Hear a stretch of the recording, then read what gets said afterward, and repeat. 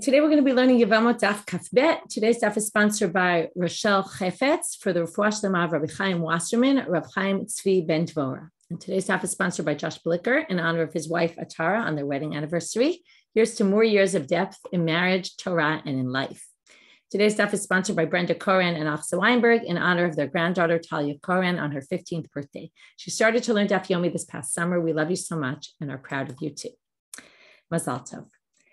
Okay, we're now going to get started with our daf today, just so you should know, much less confusing relationships, okay, for those who are struggling with that. A bit of a different style. We're going to jump to a bunch of different things, get to some basic issues about Yibum, so a bit of a different daf. Okay, we're going to start from, not totally different, but a little bit. We're going to start from finishing off of these relationships we were discussing yesterday, about 10 lines down from Kaf Aleph Amud Bet. Shalach le Rav Misharshia mitabsanya le Rav Papi. He asked him the following question. Yalamdenu Rabbeinu. Remember, we were talking about aunts and aunts that are married to your brother's wife, your father's brother, or aunts that are your actual aunt, right? That they're your brother's sister, or maybe your sister's brother's wife, right? And then we had how they're connected through, right? That there was each time there was one connection through the mother and one through the father, right? Either it was the person's father and his brother through the mother, or is the person and his brother's wife through the mother, or it was the person's mother, but she and her brother were connected through the father. So there was either like a father or a mother. And then we said, what if it's all mother, right? It's all through the women. Then we said that we would forbid that as well. Now we're getting to a different question, which is what about the generation above that? Great aunts. Where do we stand on great aunts? So again, there's basically two types of great aunts that they're going to discuss. One is Eshet Achi Avi Ha'av Ve'achot Avi Ha'av Mahu. Okay, I'm not going to show you the pictures, but they're in yesterday's charts. This is pretty easy. The sister of your father's father. Okay, your father's father's sister. Sorry, your father's father's brother's wife. Okay, that's Eshet Achi Avi Ha'av. Okay, this is basically your paternal great uncle's wife. It's very, your great uncle through your father, his wife. Ve'achot Avi Ha'av Mahu, or your father's father's sister, which is your great aunt also, right? They're both your great aunt. One is through marriage, one is not.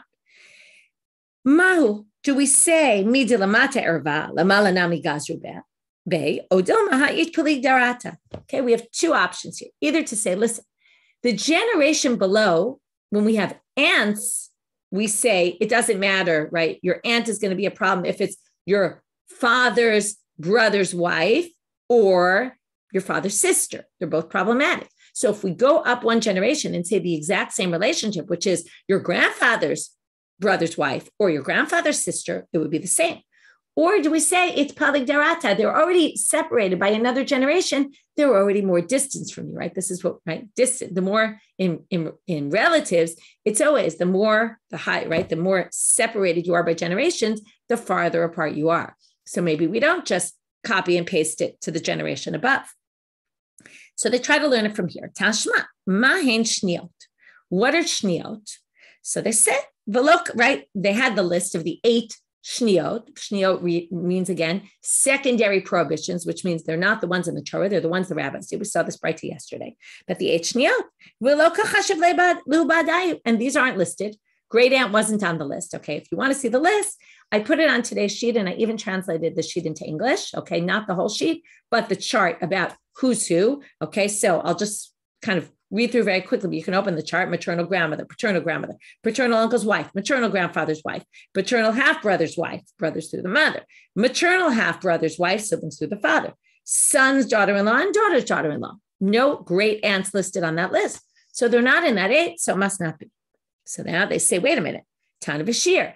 You could say that Breita was not a complete list. It was leaving things off. Now, if you want to say it's not a complete list, it's not enough to just say they left off great aunts. It must be they left off a bunch of things. You wouldn't just leave off one thing, even though it's 2, but it's still kind of one, which we'll see that in a minute. But you wouldn't really leave off unless you left off a bunch of things. So this is in general. Many times they say, oh, it's not included here. It must not be. And then people say, oh, no, they left it out. Well, every time you say they left it out, you have to say, my shiur the high shiur. what else was left out? In other words, you have to say there must have been a whole bunch of things left out because you wouldn't make a list and leave off just one thing on purpose. You might make a partial list and just leave off a whole bunch of things. So they say, we have a good answer. Today, we're going to see a list. Okay, and this is going to show you that there wasn't only the list of the Braita. There were different traditions about the lists of secondary prohibitions from the rabbinic prohibitions. So we have the Braita that we saw, which had 8. There's also Rabbi Chia's list, which we're going to see today, which has another 6. So they say, Shiur Shniyot to be Rabbi Chia. The house of Rabbi Chia had their own list, and they left off all of those. So you see that they clearly left out things, in which case you could say that they left this out as well, which seems to indicate that this is a problem. But despite that, Amemar achshar be'eshet achi aviv u'ba'achot aviv. In both these cases of the great aunts, Amemar said, no problem, you can go marry your great aunt. Okay, I'm not saying you would be in a situation where that would happen. Usually there's pretty much of a generation gap here, but in some theoretical way, he basically permits this, right? There are some times where there's a huge age gap and one could end up in a situation like this. Unlikely, but it could. So Amarle, when Amemar permitted this, came Rav Hillel and he started to question. Now, he didn't question Amemar because Amemar's not there. He's living later. But Rav Hillel says to Rav Ashi, Lediti chazi li shniyot mar berei deravna, uchtivan shitzrei li sura. I have a list of mar berei deravna. Here we see there were lists going around of lists of secondary prohibitions. And it says 16. Now, 16, where do we get 16? So far, our math, we have the 8 of the Braita, the 6 of Rabbi Chia, that's 14. So he comes and says, here we go. This is my proof. Mar Berei Ravna has this list. It says 16. Now, obviously, he didn't say what 16 were on the list. Somehow, or he knew, maybe he just knew and had this tradition that Mar Berei Ravna had this list of 16. We don't know, but he obviously doesn't know what it says. But he starts to calculate. And this is why I did it on the sheet. And I wrote out what the 16 are. So must be, my love, is it not? Timne dematnitaya, 8 of the Braita that we had yesterday with the whole list of all those people. Shitbe Rabbi Chia, the 6 we're going to see today of Rabbi Chia. Vahanachtarte, and there's 2 missing. It must be these 2, the 2 great aunts. So then he says, right, hashitzre, that gets us up to 16. So then he says, wait a minute, the litamech, shifsere havin, it should be 17, because what we see yesterday, there was this other case that we hadn't seen before of the eshet achia aim mina aim, right? The aunt of your mother's brother's wife, and your mother and your brother are connected through the mother. That was the 17th case. So your whole number system doesn't make sense anyway, because we would need 17 if we're going to say that. That we already explained that was forbidden. So he says, no. Halo kasha, that's not difficult. The 2 we're discussing today are both great aunts. It's your great aunt because she's married to your uncle, or it's your great aunt because she's your father's sister. That could count as 1. So basically, if you'll see in the chart that I did on the sheet, number 15 is those 2 together. Number 16 is the esh dachia aim mina aim, right? Your maternal half brother's wife or siblings through the mother. So now, that gets us back to nowhere, though. That gets us back to the beginning. That basically says, Amemar said it was okay. Then came Rav Hillel and said it should be forbidden. And isn't it this on the list of Mar Berei Ravna? So how could Amemar have basically gone and permitted this? And so that's what the Gemara is going to remind us right now. So he goes back to his question. After he explained the 16 and it could work out that ours are on the list, right? These great aunts. Then it seems like it's forbidden. So how could Amemar have permitted this? So Amar Lei, here's a very interesting type answer. Bilit amech. So Rav Ashi says back to him, wait, according to you, you're using this list of Mar Berei Ravna as your proof. But let me ask you something. If on that list, it had permitted all sorts of things that you knew were forbidden, would you rely on it? Mar Berei Ravna wasn't signed on that list. The fact that it's known that there was some list that Mar Berei Ravna had, it wasn't signed. It wasn't an official document. Who knows what it was? Hashtanami. So if it permitted all these things, you would have said, oh, but we don't rely on it because nobody signed it. So likewise now, Hashtanami.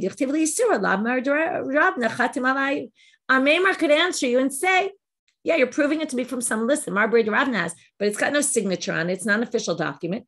Who knows the validity, whether it's a reliable document or not? So basically, he says, don't question Amemar from this because you don't have any proof that your document is a reliable document and we should, and therefore we can ignore it, basically, which is a very interesting answer.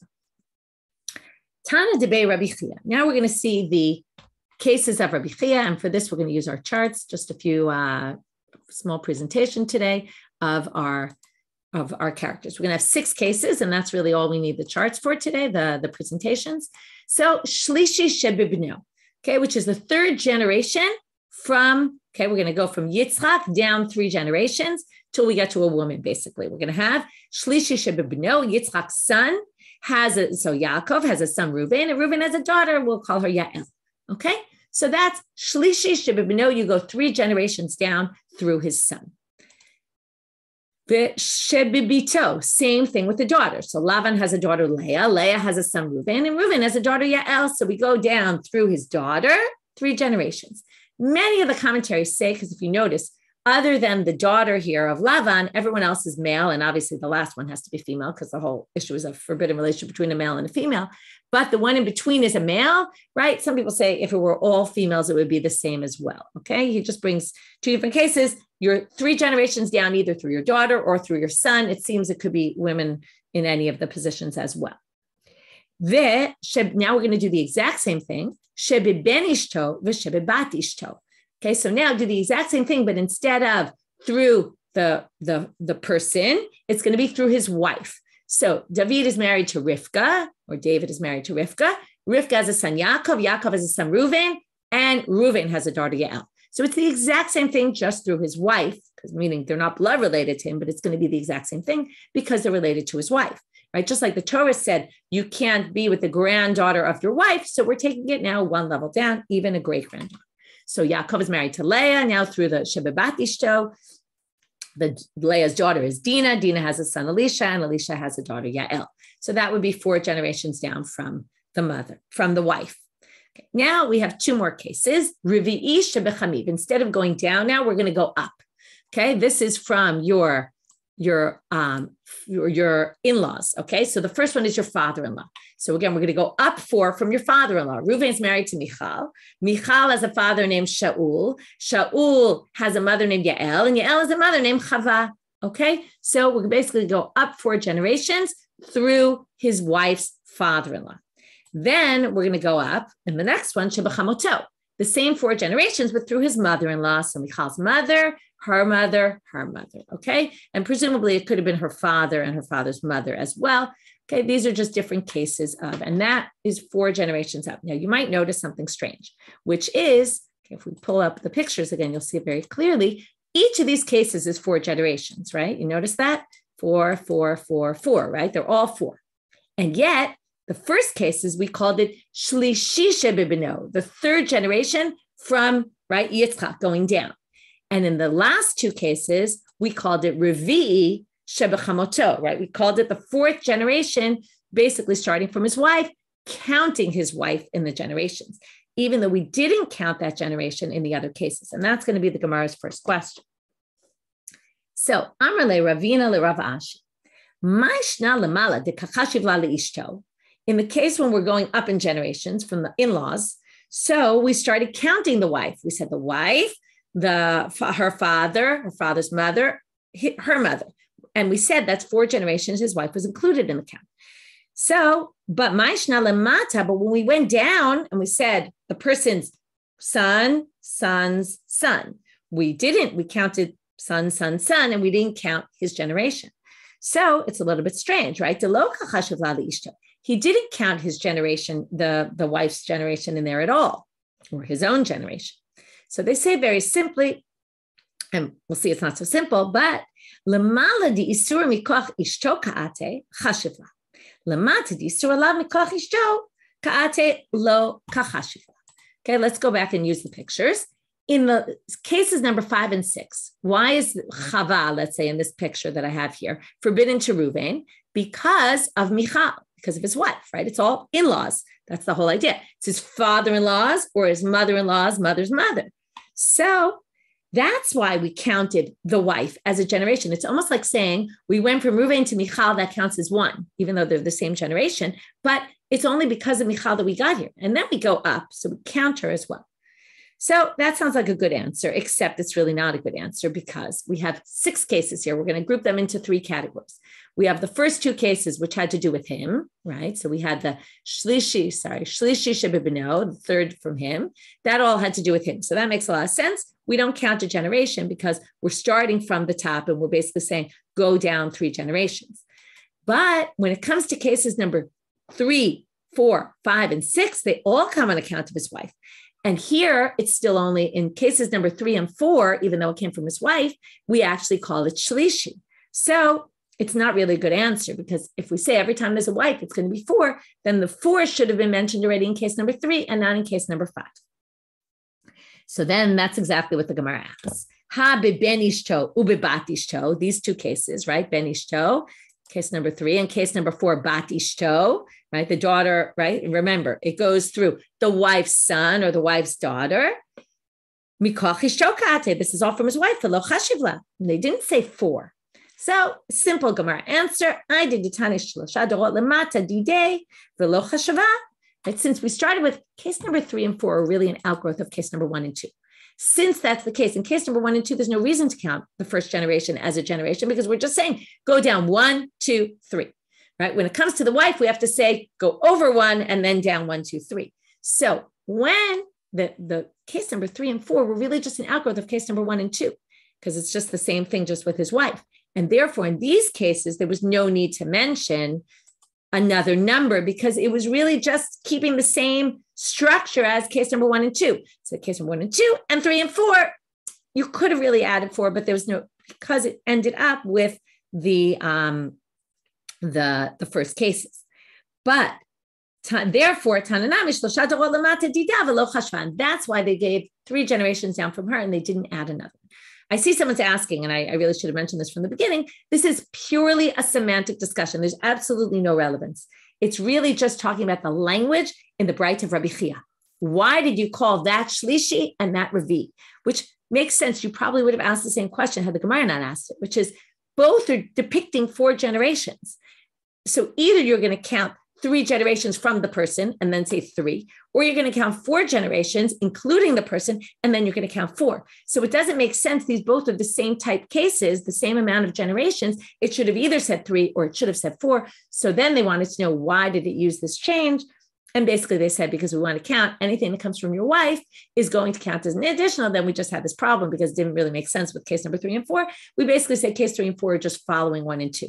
And that's why they end up with 1 and 2's number system, even though, right, it should have maybe been more like the number system in 5 and 6.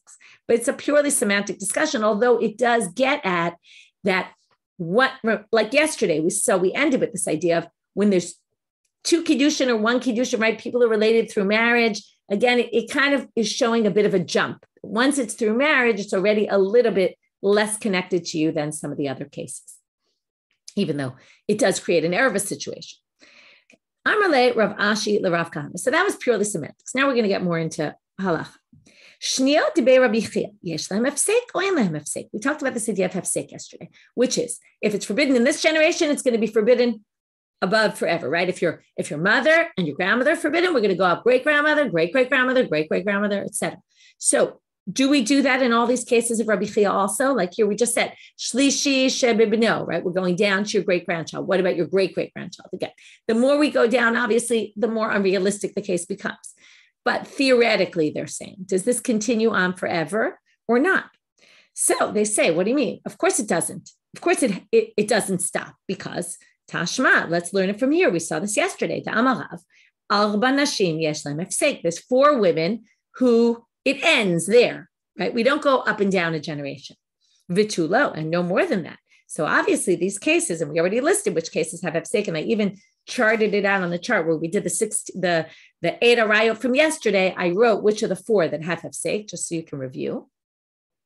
So now he says, right, so no more. But they say, wait. And this is very interesting in terms of these lists. But I mentioned before, there was this list of the Braita, there's the list of Rabbi Chia. They suggest, maybe Rav was only referring to that Braita. And he said, of these 8 cases, 4 don't go any beyond here. The others do.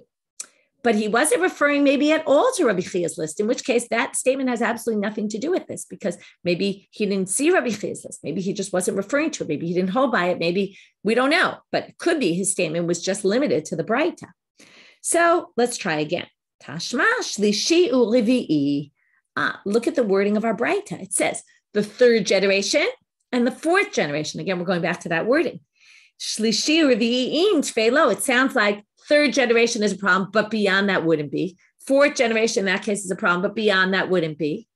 So they say, no, Dilma mishlishi ve'elach miravi ve'elach. Maybe what Rabbi Chia is saying is I'm adding the 3rd generation and beyond.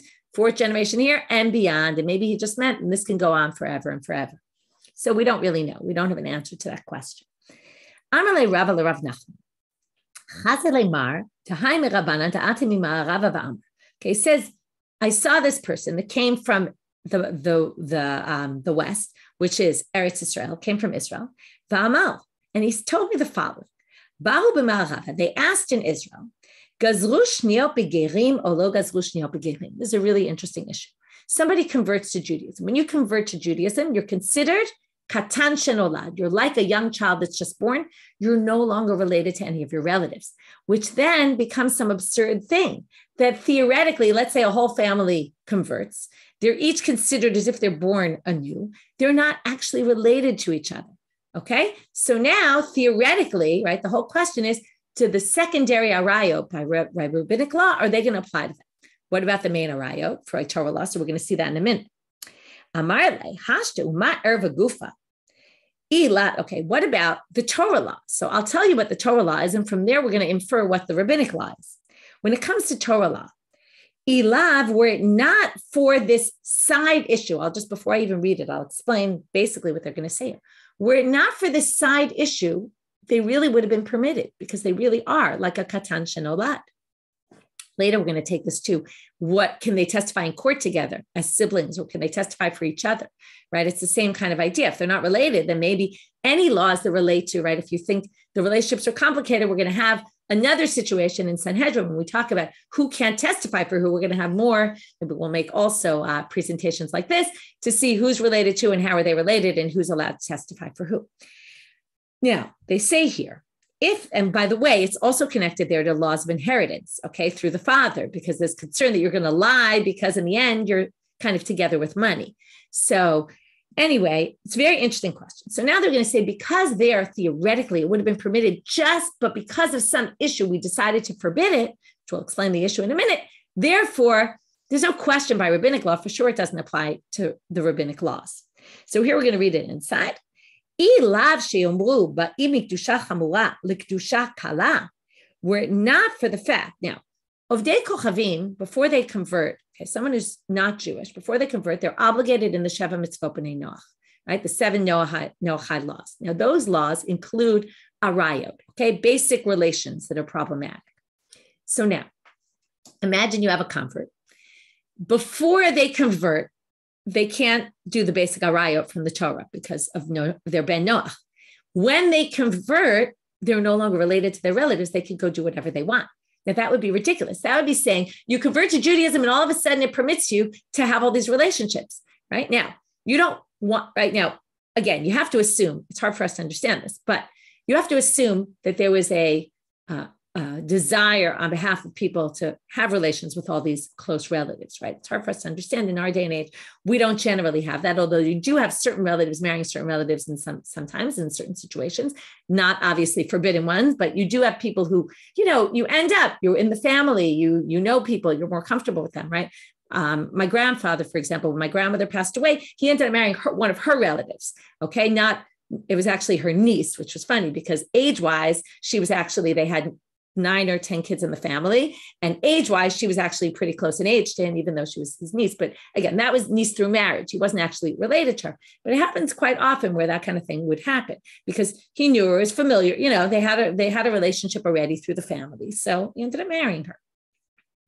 So you can understand it in a certain way. So now we're going to have a case where a convert comes in. And now all of a sudden, something that was forbidden to him is now permitted. Now, first of all, it might be incentive for people to convert to Judaism so that they can marry their close relative, right? Because now it'll all be permitted. It seems like a ridiculous thing. So for that reason, they forbade all the Torah law. But then you're going to say, Shniot mebai, but you're going to ask the question then about Shniot. In other words, that was all just for a side reason. When it comes to the rabbinic law, we're not going to apply that as well. Okay, so now, Amar Rav Nachman. So Rav Nachman's response to this thing that Rava was telling him about the convert, he says, if we're already talking about converts, we're already on the topic, I'll mention something else about converts. Achim min ha'em lo ya'idu. This is why I told you we're going to get to testimony. So he says, if you have brothers through the mother, okay, they share the same mother, they were brothers, they converted. Now, they're not related anymore by Jewish law, but they shouldn't testify together. V'im he'idu edu tanidu. But if they did, it's valid in court. If they're brothers through the father, for sure they can testify even from the get-go together. It's not a problem. They're not considered related. That would disqualify their testimony in court. Why difference father-mother? Until now, we've been saying father is almost worse, right? In this case, father is better because there's an assumption, again, right? Take it out of the modern day, and you have to think about the way the world was in those days, that they didn't trust the Gentiles. If someone says that I'm the father, they didn't trust. They said, oh, a lot of the women have relationships with all sorts of other people. And therefore, there's no way to really know, right? They didn't do DNA testing, who exactly the child belongs to. So the mother was a much stronger connection in the outside of Judaism world. I mean, also inside Judaism, right? In terms of the child's Jewish based on the mother is also based on that idea.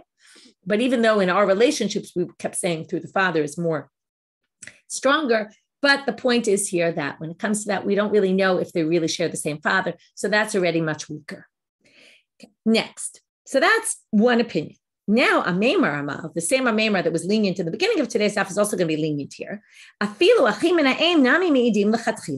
Even brothers from the mother could actually just go to court and testify together if they're converts. Now the Gemara asks, why is this different from Arayot? Where Arayot, we say, you're still considered related, but when it comes to the court of law, we don't. So they say, Erva lakol mesura. We don't want to have, if we have gerim, converts who marry their relatives, people are going to see this. First of all, not everybody knows who converted, who didn't. They're going to say, oh, you married your mother? You know, this is like, I guess I can do the same. And that's the problem because people on the street see, and they might come to the wrong conclusion. But the court is in charge of who they accept testimony from. They know who's a convert, who's not. They know the laws. They know to distinguish between converts and non-converts. We've seen this before in a bunch of cases, both with the court. We've seen it also with the Kohanim, for example, right? Kohanim is Rizim. They know things. So we can be different in the world of the temple. People are very careful about things in the world outside where people are less careful. Here the Gemara says it explicitly, since they're like a newborn. Basically, it's as if they have no connection to the other person, and therefore in the court we can accept it, but on the street we're not going to accept it when it comes to arayot because people might come to incorrect conclusions, which, by the way, is adding another issue. It's not just ba'im mikdusha chamura l'kedusha kala that all of a sudden they can now marry people. It also seems to be that if they start marrying these people, people on the street will see, and they might come to some incorrect conclusion. There was something I saw here, 1 second, that I wanted to mention. Let me see if I could quickly find it.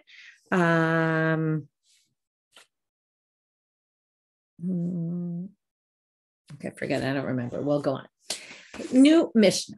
We're now zooming out a little bit into Yibum.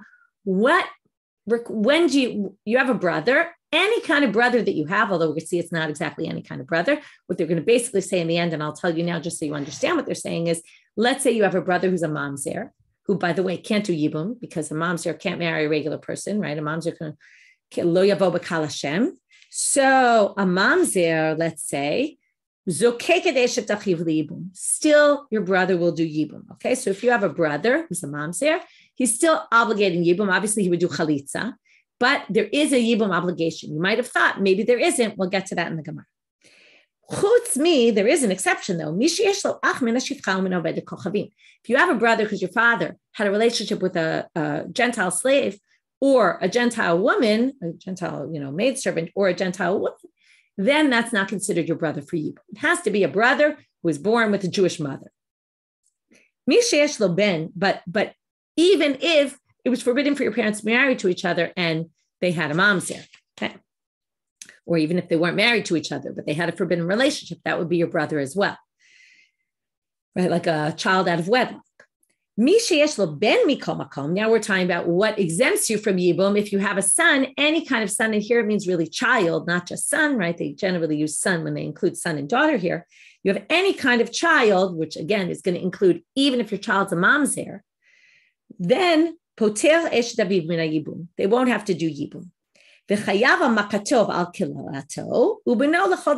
He's considered your son for all intents and purposes, including a son. If a son hits their father or curses their father or mother, they're liable, they get the death penalty. That will be true as well, even if your son or daughter is a mamzer. Right? And beno l'chol davar, this is considered your child for all intents and purposes. Chutz mi, again, unless it's mina shivcha, ben mina shivcha, min oved kochavim. If it's a son from a Gentile woman, whether a maidservant or a regular Gentile woman, then it's not going to be the case. So now the Gemara says, Mikol makom la tu yemai, even though I told you this already, but they didn't really understand what the language of the Mishnah meant, and you only understood it because I explained to you based on what the Gemara was going to say. What does it mean? Any kind of brother, or any kind of son. So now we're really focusing on the brother. Even if your brother's a mamzer, he's obligated to do yibum.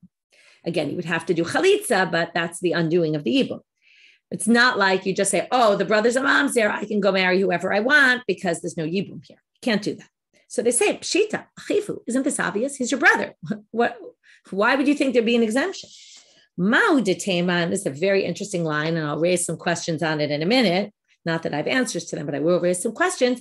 We already had this Ksera Shava, Achim. We had 12 sons of Yaakov. We have the brothers here in Yibum case in the Torah. We're going to learn the same.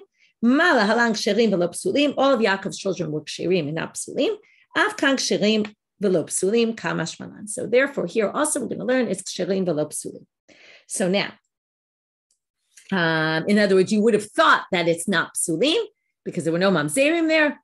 Comes the Gemara to teach you, the Mishnah to teach you, no, even if they're psulim, even if your brothers are psulim, still they're your brothers. This is very interesting because, not to say that Yaakov's sons were mamzerim, but in our laws, they would be mamzerim because he married two sisters. Not only that, two of his wives weren't Jewish, right? So it's actually a very interesting example that they bring, but of course, this was before there was Matan Torah. There was no forbidden thing to marry two sisters, and apparently you could take a concubine who wasn't Jewish, right? The whole thing is a little bit strange. Maybe they converted. Again, I'm just kind of raising it. I don't have too much to say about it, but it is kind of interesting. Okay, so they say, wait, maybe really, and the same structure is going to come up where they're basically going to prove, like, isn't this obvious? Oh no, you need it for this. And then they said, maybe the suggestion you just made would be true. Maybe really he wouldn't be your brother if he's a mamzer for this purpose. So they say, no, he would be. Why? Kevan delinyan yibum, niftar, which actually we don't know why yet. But since yibum, if you had a son who was a mamzer, it would exempt you from yibum. So therefore, miskatnami zaki. Therefore, the brother who's a mamzer should be obligated in yibum. In other words, they're basically saying, if we accept mamzerim to exempt someone from yibum, then we're going to accept mamzerim to basically say he's your brother and you have to do yibum. The wife would have to yibum with the brother. Okay, so moving down, I'm a bit. Now he's your brother for all intents and purposes. What's that coming to teach you? For what? What are the intents and purposes? For what? It means number one, he inherits just like you do. Number two, if you're a Kohen, you can become impure only to your brother, right? And you have a few relatives. One of them is a brother. If your brother's a mamzer, you're allowed to become impure to him. So again, the same structure as before. Pshita, isn't that obvious? Achifu, he's his brother. So they say, well, salkadat achamini, you might have thought not. Why? Says, to who can the Kohen become tameh? Just his wife, and then it lists, and his brother, and his parents, etc. But right now we're focusing on the wife. It says, l'she'ero ha'karov elav. What is she'ero? Amar mar, she'ero zo ishto. This is a reference to his wife. That's Pasuk Bet in chapter 21 of Vayikra.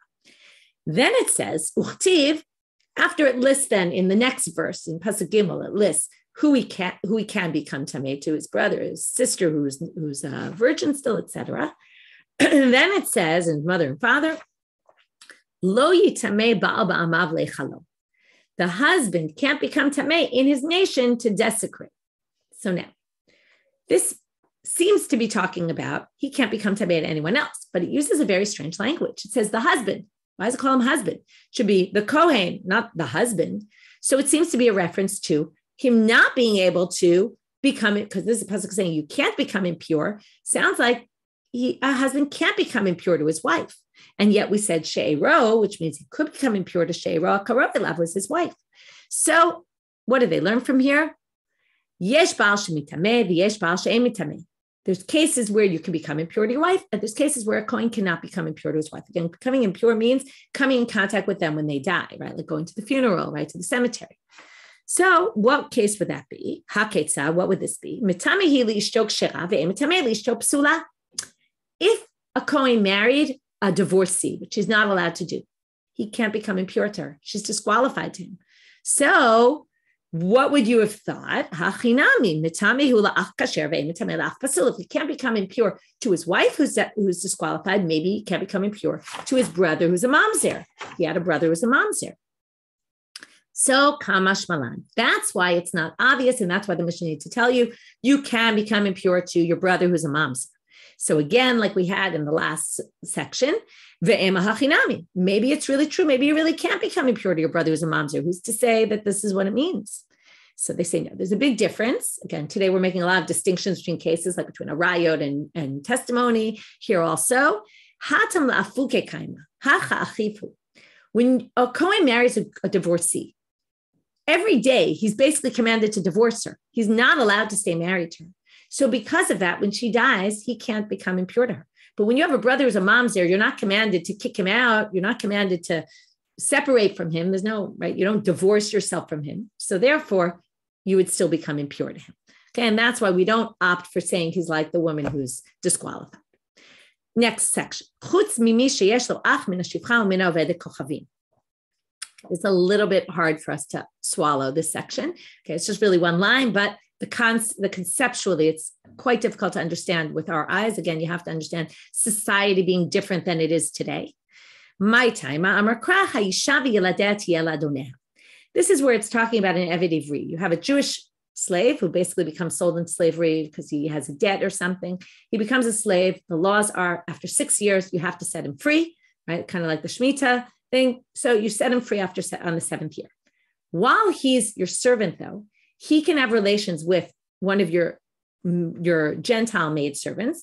Part of the idea was in order to have more slaves, okay, they would have their Jewish slave have relations with this woman also, maybe so he has a family while he's there, so he doesn't feel alone. But then when he leaves, it says, Haisha ve yeladeha tiela adoneha. She stays and the kids stay. Okay, he basically separates from her entirely, right? It's very hard to understand this whole concept in general. But I'm going to kind of just put it aside because there's many things in the Gemara that don't really make sense to our modern eye, and you have to understand society being a little bit very different than it was today. And then he would leave and detach from his children. So here you see, if he has a child with a maidservant, he detaches from them. They're not considered his children anymore. And that's your proof for the Mishnah.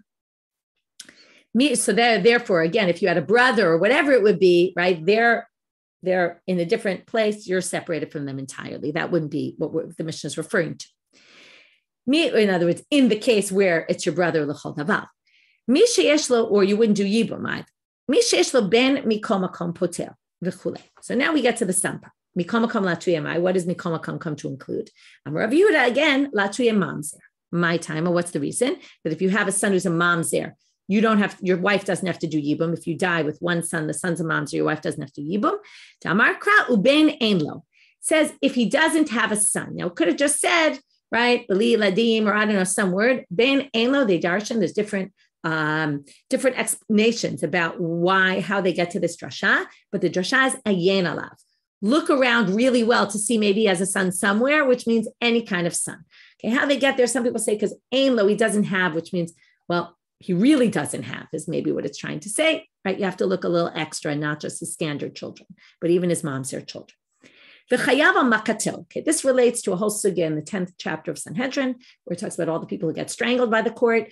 If, for example, you hit your father or curse your father or mother, then, right, hit your father or mother, curse your father or mother, you're obligated. So now they say, even if you're a mamzer, you're still obligated for this. Amai. Karikan v'nasiba amcha lo te'ol. So now they say, wait, something doesn't jive here. We learned, this is in Sanhedrin, it teaches there. They learn the psukim about cursing from this pasuk about not being able to curse a nasi, okay, one of your leaders. So if you curse a nasi, you can't do it. Now it says nasi ba'amcha. That means it has to be a case be'oseh ma'aseh amcha, where the nasi keeps the rules of the Torah. If he's a bad person and does bad things, then you actually are not liable if you curse him. And we learn from there also to your father and mother. So now, if you're a mamzer, let's do the math. If you're a mamzer, that means your father sinned. So you can curse your father or hit your father because he's not part of this. He's obviously a sinner. He's someone who slept with a woman he wasn't supposed to sleep with. And, so you're not obligated in that case for hitting him or cursing him. By the way, the law is you're still chayav in respecting him, but you're not liable for hitting or cursing him. So now it's a very interesting sugya in and of itself. We'll get to it in the 10th chapter of Sanhedrin. So they say, Kedamar Pinchas, Mishmei de Rav Papa, and this is the answer given there. But Oset Tshuva, it must be when you did Tshuva. So Hachanami Kshasat Tshuva, the case is the father did Tshuva, and that's why he'd be liable. So they say, what do you mean? V'haibar Tshuva, didn't we learn in Chagiga, remember this Mishnah? Vatnan Shimon ben Menashe Omer, Ezehu Muvat lo yuchal litkon. What is the situation that can never be rectified? Zeh haba la'ervavo li mimena mamzel. This is someone who has a mamzer. You can't turn back. You can't, right? Sounds like you can't do tshuva. So they say, no, you could do tshuva on the action. You can't erase the totzaot, can't think of the word right now, but what's going to come out of it, your results of your action. Thank you. You can't do that. The results of your action can't be erased. That's muvat lo yuchal litkon. But we saw this yesterday. We just saw that you can do tshuva, though, as opposed to, let's say, if you stole money from people, right, in your store, you wouldn't know who you stole money from to be able to rectify. So here you can rectify part of it. You can do tshuva. You can't fix the consequences of your actions. So in the end, we could come up with a case where the father keeps halacha and did tshuva on his action. He felt bad. He had a relationship with this woman who was forbidden, but he still has a mamzer son or daughter. Tanu Rabbanan, habal achoto v'hi bat eshet aviv. Okay, now we get to a situation. We're going to deal with these two psukim in the Torah. We can read them inside first, Vayikra chapter 18, verses 9 and 11.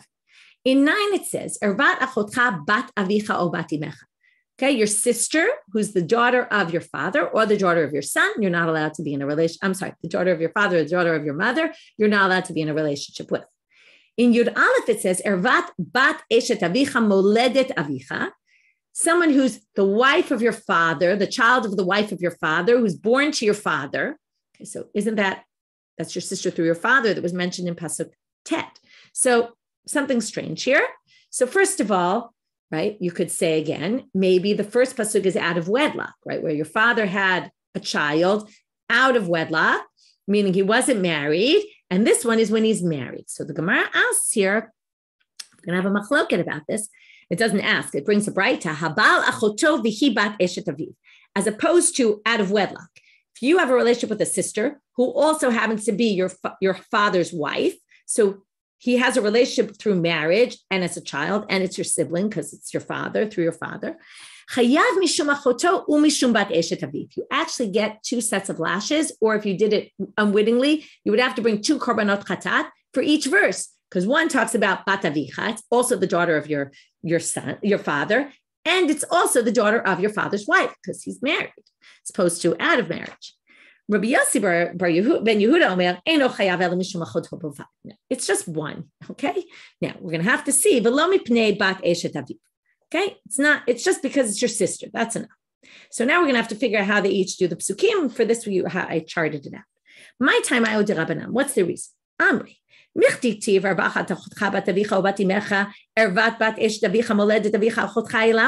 need that verse for? It's totally unnecessary, right? If it's a father's kid out of wedlock and it's your sibling, obviously if it's within a marriage situation, it would be forbidden.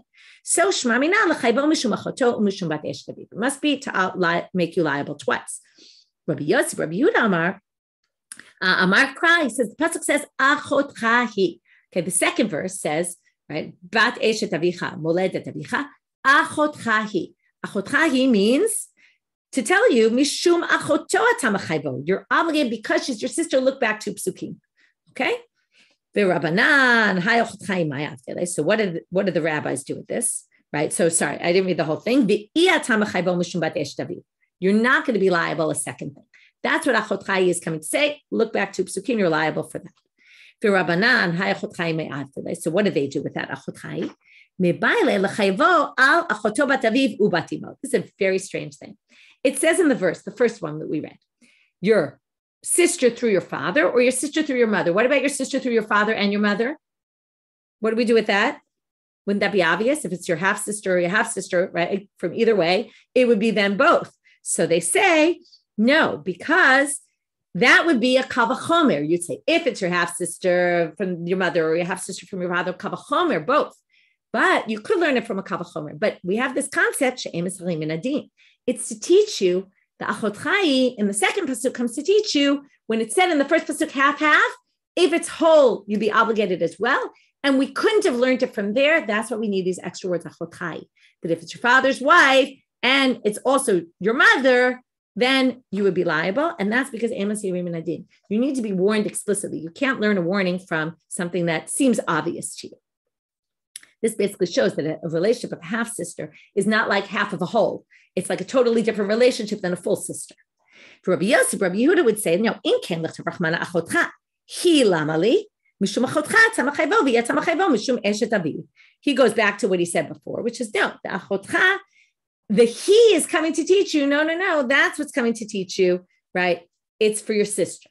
Okay? Now, Rabbanan, af agav dichtiv achotcha, yitzrich lemirtav hi, shelo tomar ba'al mamazirim min adin. The rabbis look at this, achotcha comes to teach you, also related to both, right? If you share both parents. He is to teach you, and this is true for many other things in the Torah, that you can't learn things from a kavachomer. It has to be stated explicitly. So now they say, and if you want to say, why do they mention achotcha at all? Maybe, therefore, this is explaining what he just said, which is that he is coming to think, don't think that they just mentioned achotcha as not a general rule, and it's just, well, you could have learned to B'Kava Chomer, but they decided to write it anyway. No, he comes to teach you, this sets a rule. Never learn something from a Kava Chomer. If you want to punish someone, you have to have a warning in the Torah that says you can't do this explicitly. So now, Rabbi Yossi, Rabbi Yehuda says, Im ken lichtav rachmana achotchahi be'idach kra. Here comes his biggest thing, and I think we'll stop here and we'll start with the next thing tomorrow, which is, he says, then it should have said it in the verse where it said your mother or your father. It's in the wrong verse if you wanted to prove that. If you wanted to prove, don't learn from a kavachomer from this pasuk that it's half sister, and also whole sister. Well, it should have been in pasuk tet where the half sisters were mentioned, not in pasuk yud aleph, which is the wrong pasuk. So that's his retort to the rabbis. And now we're going to go off on a long thing tomorrow about a whole bunch of questions on the Rabbi Yossi, Rabbi Yehuda, what he does with bat eshet avicha. Okay, so we'll get to all that tomorrow. It starts like a whole long thing, so we'll finish here. Have a great day, everybody.